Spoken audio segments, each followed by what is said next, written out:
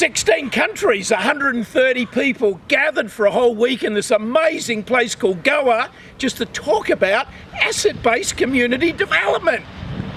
Welcome!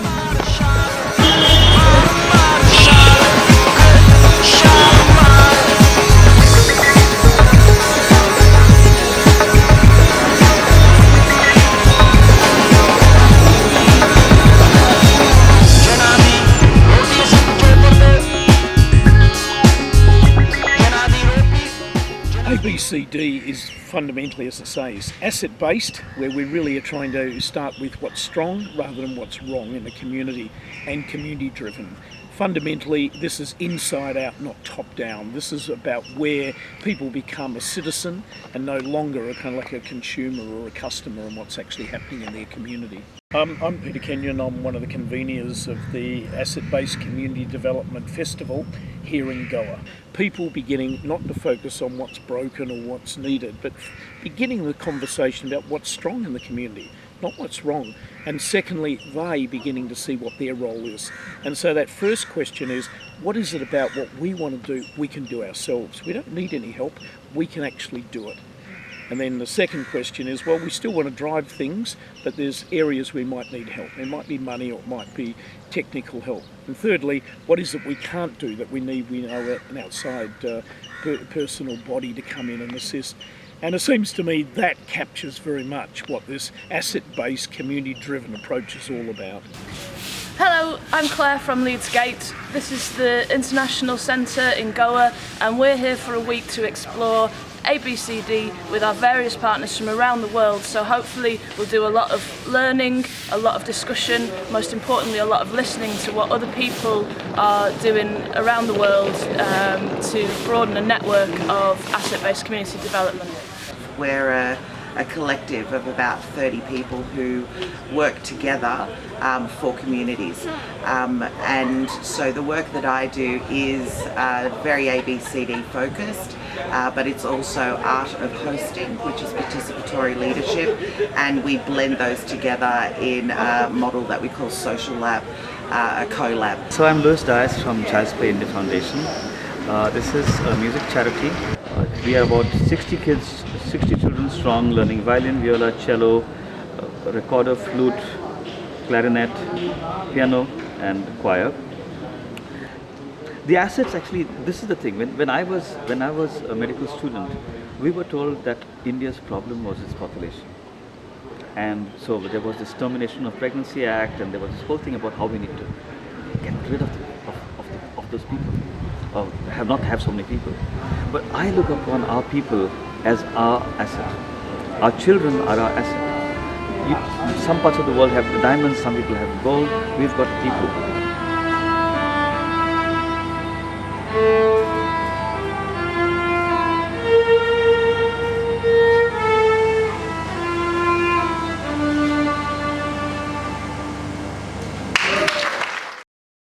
Mary Nelson, and I live and work and worship on the west side of Chicago in a very low-income African-American community, and I've been there since 1965. Well, I think 50 years ago, community development wasn't even a field. It wasn't even talked about. There was very little literature. It was something that you had to, just roll up your sleeves and say, okay, what are we going to do? And I think asset-based community development, John McKnight and his work, and in fact we were involved in the very early beginnings of John and Jody's work, so that we were all evolving as we went along and solidifying the process of community and what does it mean, and the value of community, the notion that relationships are what make a community. I think that, again, the danger is in jargonizing this whole effort at ABCD and asset-based and what is asset-based. So that's a danger, and even saying that here's this methodology. I think rather it's a set of commitments that come out of a commitment to people, and that everybody has a gift to share, and that relationships are what really make a sense of community, and a lot of things are possible when people come together, share their gifts in relationship to do what needs to be done.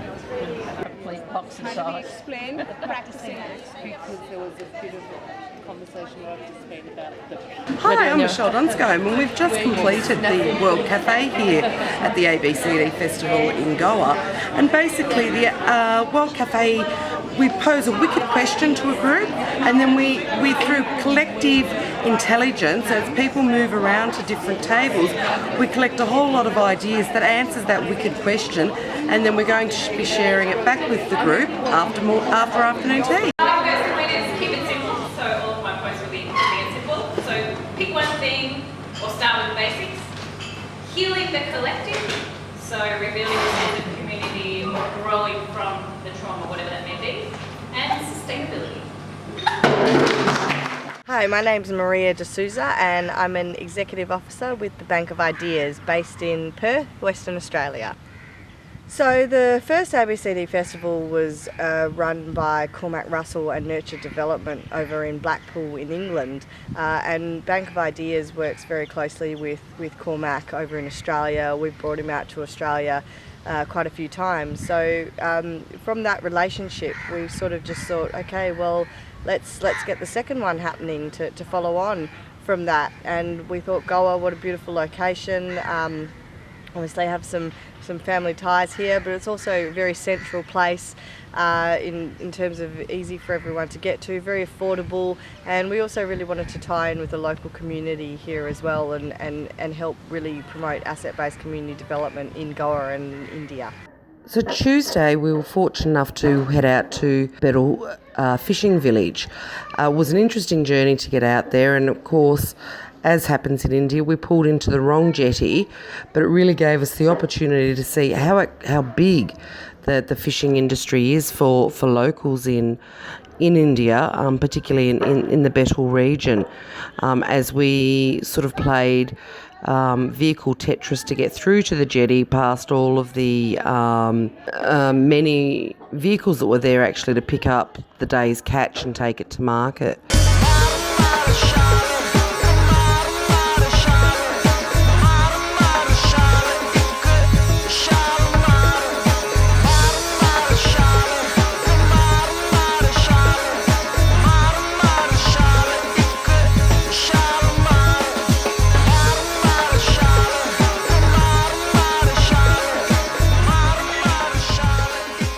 So we were fortunate enough to have Joe, one of the local fishermen, when we finally made it to the right jetty, actually talk about some of the, particularly the challenges. Nowadays, the development come, big vessels are come.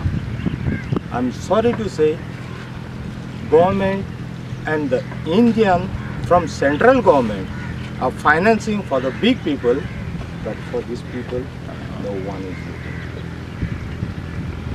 Some people think big is better. It's not necessarily a sustainable way to support local fishermen. Following the visit to the jetty, we actually walked through a local village, which was really quite interesting, seeing the vibrancy of the village and, you know, the coming and going of the children and the men and women that lived there. Following the walk, we were invited back to the community hall. We explained to them that we weren't the experts and that we were happy that they shared their story, and from the short time in the village it would be very disingenuous of us to try and give them any solutions. So basically we did promise them that we would have a conversation and maybe offer a couple of suggestions to them, which we then did in a debriefing session at the festival on Thursday. I'd like to introduce you to Clinton Vise, who has been absolutely inspiring to me this morning, and he'll tell you about what he does with recycling. I have a small recycling company which does waste collections in Goa, so we collect domestic waste from people's homes. And we're a small company with about 24 people working with us, and we cover about 10,000 homes all in all. So the whole program runs with people's support. We ask people to separate their waste, and then we pick that waste and then sort it, and from there it goes for recycling. But recycling is something that has always existed in India. No Indian throws their newspapers away. They put it aside so that they can sell it away to the local store to wrap up their stuff in. And so recycling was always there, as well as composting. People always composted their waste. So what we're doing is just teaching people to do things that they always did anyway. In terms of the community, how much of the community do you think you've been able to get on board as an asset? As long as there's not too much of interference, communities and individuals are quite supportive of this because it's not too complicated. It's very simple. It's just a habit change, and people see the benefits. I mean, if you start composting, you see the benefits really quickly. My name's Gilbert Rochecout. I'm the founder and managing director of Village Well, based in Australia. We're one of Australia's leading placemaking organisations. Our passion is to create vibrant, resilient and sustainable and equitable places for people. One of the key inspirations for us is the concept of relocalisation and how we can build localised, resilient places. So we do that through the concept of placemaking and how we really start from a bottom-up approach, because we feel if we build a really strong, resilient local economy and cultural framework for communities, we start to build quite a resilient place.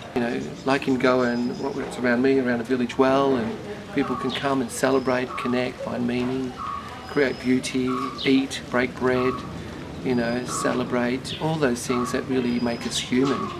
This is exciting stuff. I call it the agony and the ecstasy, that you end up knowing them both really well, but it's the fullness of life, and it's a way to really fully live, to be a part of something significant, to help make a difference in the world. We're all in this together. This is about humanity, and it's about kindness and generosity. And if we can do that successfully and support each other, we're going to have healthier and happier families and communities.